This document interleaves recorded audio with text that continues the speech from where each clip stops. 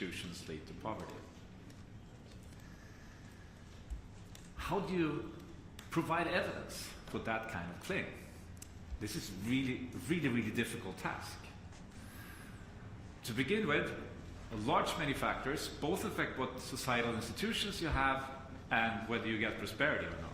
And to control for all this in a single study is close to impossible. It's also the case that many things that you might think are a cause of prosperity could actually be a consequence, making it even more difficult. And these empirical challenges aside, you also need a really good theory to understand what institutions are, how they persist, and why they sometimes change. Empirically, the laureates met these challenges by studying a huge intervention in human history, the colonization of large parts of the world by the Europeans, starting in the 16th century.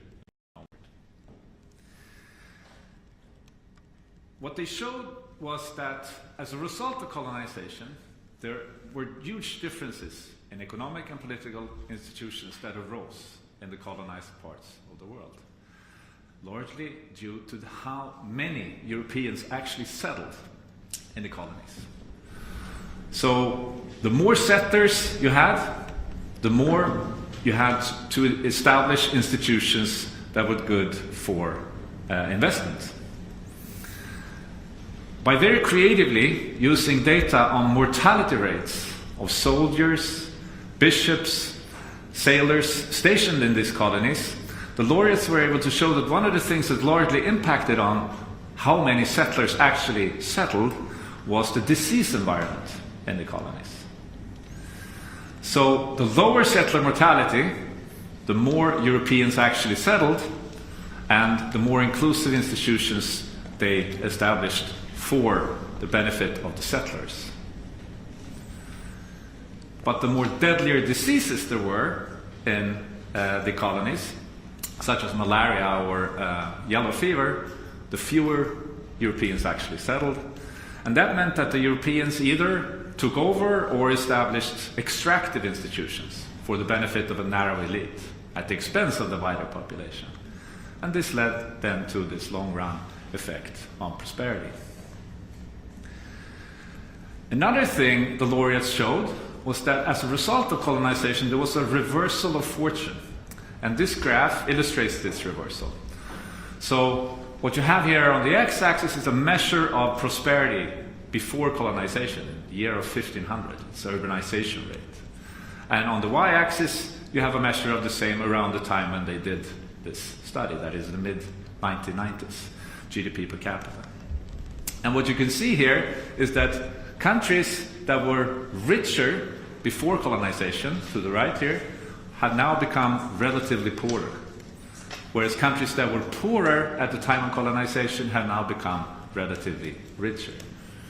And this, again, is in large part due to the inclusive institutions that the settlers established in these then formerly poorer countries. But taking a step back, in order to understand this, the laureates not only had to make an empirical contribution, but also a theoretical one. Because if you think about it, and if you rule over a poor country, why don't you just take the institutions that you know are good for growth? Growth would be best for everyone. Why don't you just introduce these inclusive institutions instead of the extractive ones? To answer this question, the laureates developed a series of game theoretical models. And these models center around the conflict between the rich elite, ruling elite, and the poorer masses, and a problem of credibility between those two groups. So to simplify things, the elite, here represented by the king in his tower, could, for example, promise economic reforms. They could promise more protected property rights for the people. But this promise is not credible as long as the king or the elite remains in power. That is, as long as they don't change the political institutions. Because as long as they don't do that, the poor knows that the rich could just steal back from them whatever assets they have accumulated in the future. So this promise, or the economic reforms, are not credible, and this also means that countries with extractive institutions get trapped in a situation with a rich elite and poorer masses. And this is called the commitment problem in this literature. This commitment problem, interestingly, is also part of the explanation for why institutions sometimes do change. One of the things that ordinary people have, also in non-democratic settings, although they lack formal political power, is the power to mobilize. So what the ordinary people can do is threaten with a revolution. This could, but does not have to be violent. Under such a threat, the elites in these countries face a difficult dilemma. They would like to cling on to power, so the king in his tower there, he would again start promising economic reforms to make peace with the people. But these promises are not credible. Because again, the people know that as soon as the situation calms down, the elites can just swiftly turn back to the old system. So under this situation, the only option for the elite could actually be to hand over power, introduce democracy, here represented by the king handing over the crown to the ordinary people. So, to sum up, Acemoglu, Johnson and Robinson have both made an empirical and a theoretical contribution that has hugely impacted on later research in these fields. On the theoretical side, they have given us much better understanding for how institutions are formed, that is, how they, why they persist and under what circumstances they sometimes change. And on the empirical side, they have shown this huge impact of institutions on prosperity. And although they don't provide any simple recipes or have any concrete policy proposals, this of course also has huge societal impact. To just mention one, their insights show us that work on promoting democracy, more inclusive institutions, is an important way forward for promoting economic development and closing the world income gap. Thank you. Thank you, Professor Theorell. I believe we might have Professor Daron Acemoglu online here. Are you with us, Professor Acemoglu? Yes, I am. Thank you. Yeah, good morning, and please accept our warmest congratulations. Thank you. I am delighted. It's just a real shock and amazing news. Thank you. Yeah, so you feel okay right now? I am completely fine, yes. Yeah. Here at the press conference, I believe we have many interested journalists, both from Sweden and from the international press. Would you be ready to take some questions from them? Of course, I would be delighted. Okay. Who would like to start? Yes, please. Hello, this is Bogdan Radejewski from the Polish television. Congratulations, Professor. Thank you. What I'm wondering and what I wanted to ask, because at first glance you could see the results of your work and your research as a simple recommendation that democracy means economic growth. Is it really that simple? And how, in that regard, would you explain countries like China, who are not democracies, yet they have experienced tremendous economic growth in the past decades? Thank you. Thank you very much. Yes, I think broadly speaking, the work that we have done favors democracy. And in follow-up work that I have done with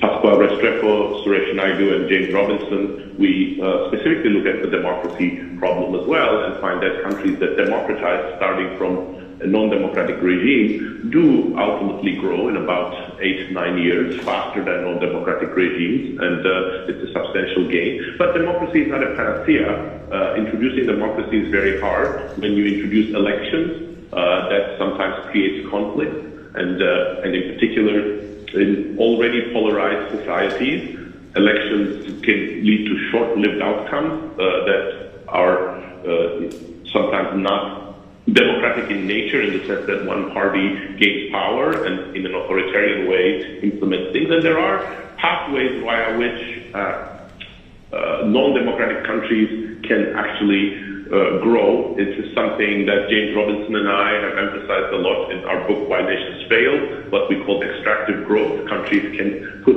resources, rapidly mobilize resources for their existing sectors, existing firms, and that can lead to a pickup in growth. But our argument has been that this sort of authoritarian growth is often more unstable and doesn't generally lead to very rapid and original innovation. And of course, China is a bit of a challenge because it has recently started pouring a lot of investment and other resources into some sectors such as AI. But I think my perspective is generally that these authoritarian regimes, for a variety of reasons, are going to have a harder time in achieving sort of long-term sustainable innovation outcomes. More questions?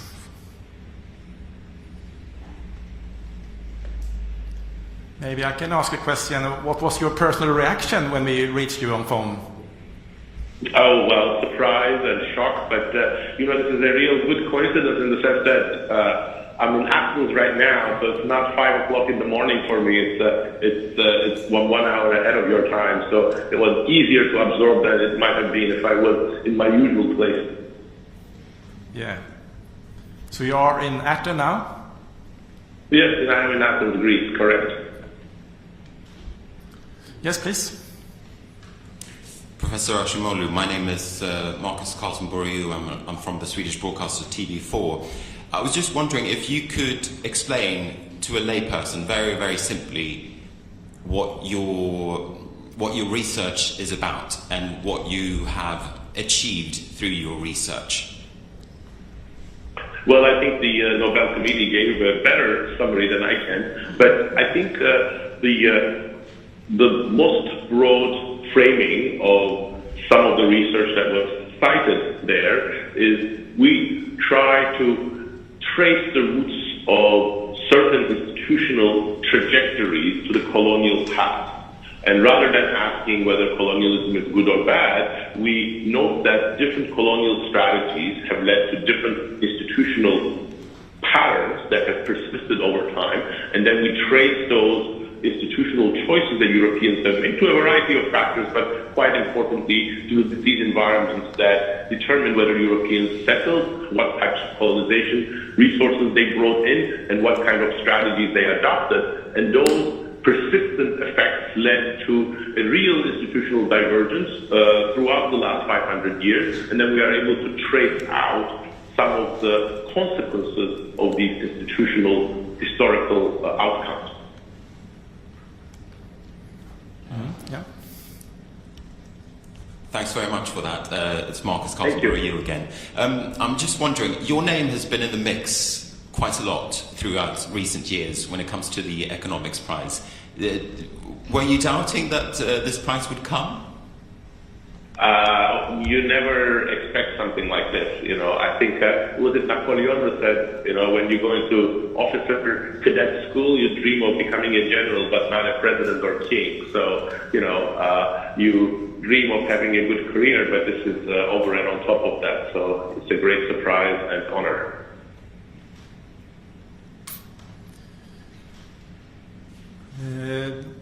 Okay, this seems to be the last question from the press for you, Professor Ashimoglu. Thank you. Was there one more? Yeah, sorry, one more, please. Of course. I think it was actually there in the back. Thank you. Congratulations, Professor. Paul Rees from Al Jazeera English. Could you just sort of clarify again, in terms of a before and after state, why colonialism is such a good test for this? Well, I think it's not that there is anything in the nature of colonialism that makes it sort of a good test, but what colonialism did was it transformed the institutions, the organization of many societies around the world, starting sometime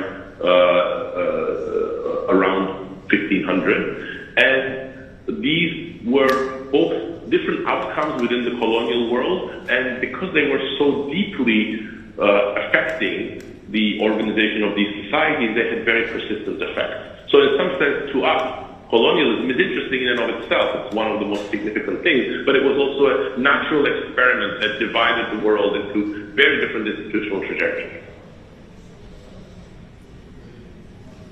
Was it some more there? Yeah, please.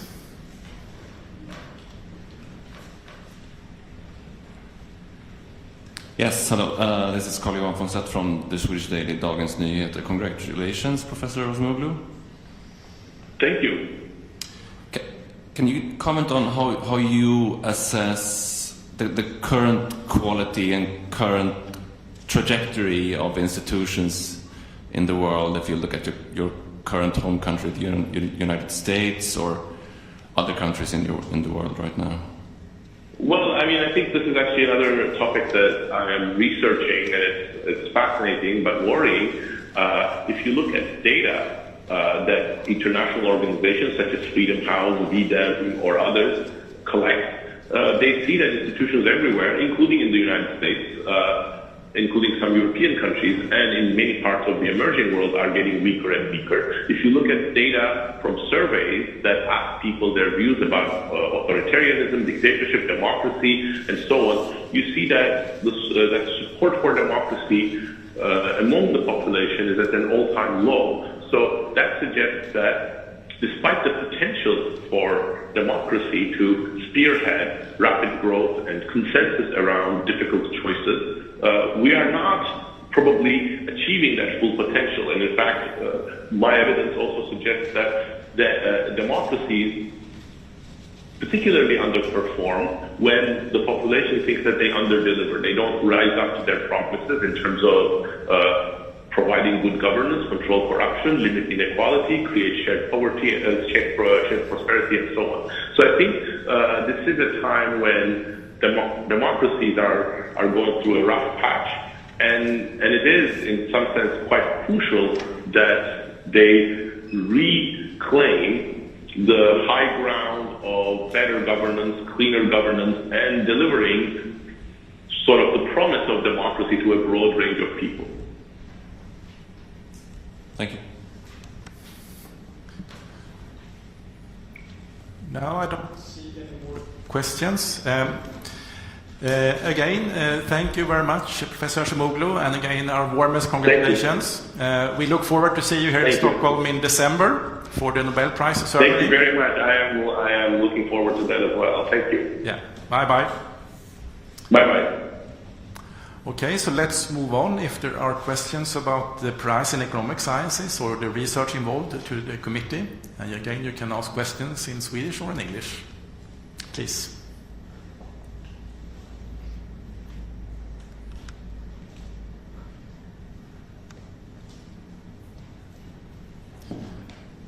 I see no questions.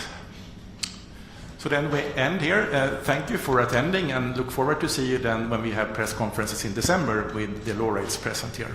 Thank you.